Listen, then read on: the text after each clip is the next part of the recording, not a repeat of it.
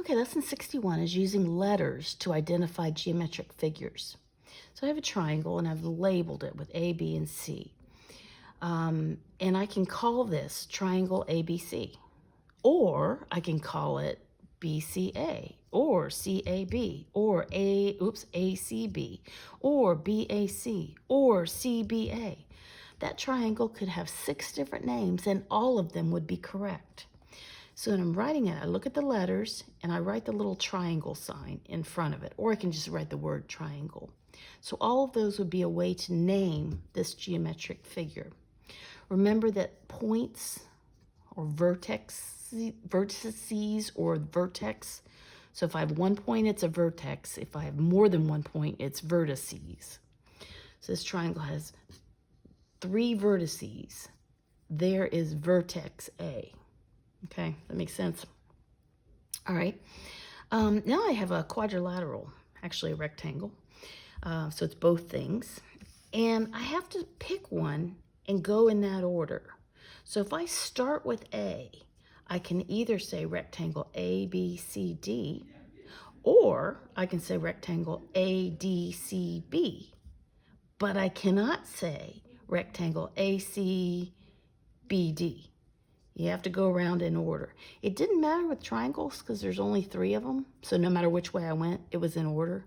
Here it's going to start mattering. So make sure that you pick a point. Now I could have said B, C, D, A.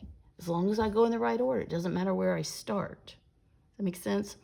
Convention says you start with the most early in the alphabet letter, so closest to A, but you don't have to. If I'm going to name a line, I'm going to name the 2 points, and then I can draw a little line segment. Remember, lines go on forever. So I'm going to draw little arrows on either side, and that tells me that this is a line. And this is either line AB or line BA. Doesn't really matter which order you do it in. A line segment, I'm going to do the same thing, but instead of arrows, this is just a part of a line. So it's either CD or DC with a little line segment on top. Array is a little trickier. I always have to start at the end point of this ray, and then where it goes out, that's my second letter. So this is ray AB. See what I've got a ray drawn on top? It cannot be ray BA. Okay, so you have to start a ray with the end point. Now I have a funny shape. So it's got a couple of different angles. So we're going to talk about the angles here. This could be angle A. This could be angle B, angle C. I can't label that angle D. Why? Because I have 2 angles that are at the point D. I have this blue angle and I have the yellow angle. So I can't use that one. I'd have to use a different designation. So if I wanted to label that angle, I could say, oh, it's angle CDA or angle ADC. So we'll get into that a little bit, but I cannot just label that one D, okay? Let's see. Example 1, it says in rectangle ABCD, so remember I went in order, ABCD, name the segments perpendicular to AB. So perpendicular means at 90 degrees, like that. So here's segment AB, and the ones that are at 90 degrees are the orange ones, right?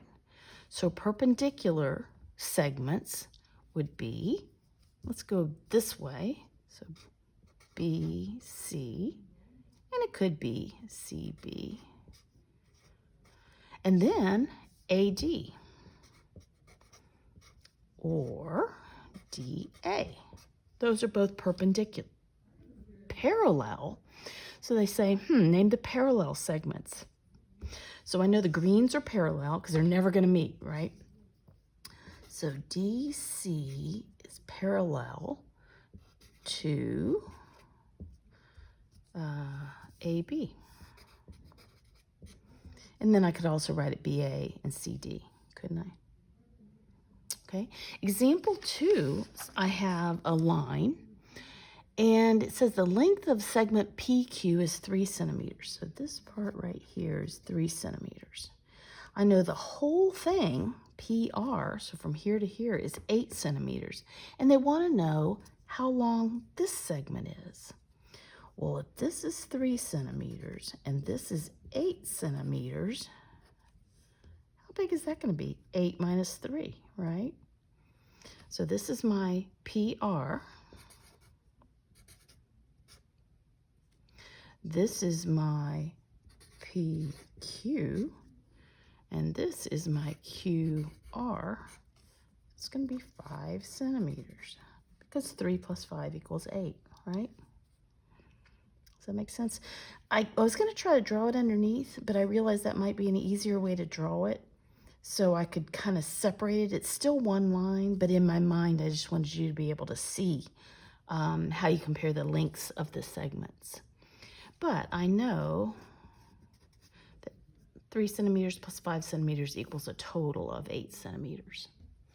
Okay, example 3, I have a quadrilateral. It's a parallelogram, I believe, although it doesn't really tell me that, so I'm just making an assumption.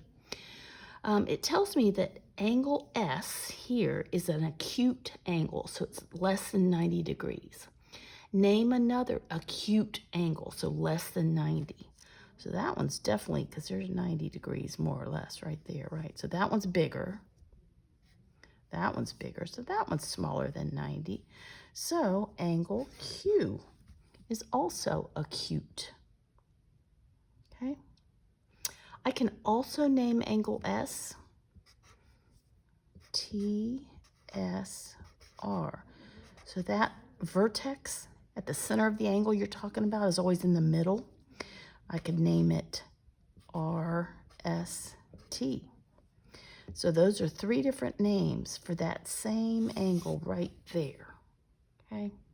We haven't learned that yet, but I just thought I'd throw it in because you're going to get it soon anyway. All right, good luck.